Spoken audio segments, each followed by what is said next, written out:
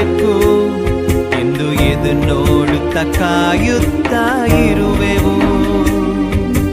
ನೀ ಹೇಳಿದ ವಾಕ್ಯವನ್ನು ಹಿಡಿದುಕೊಂಡು, ನೀ ಹೇಳಿದ ವಾಕ್ಯವನ್ನು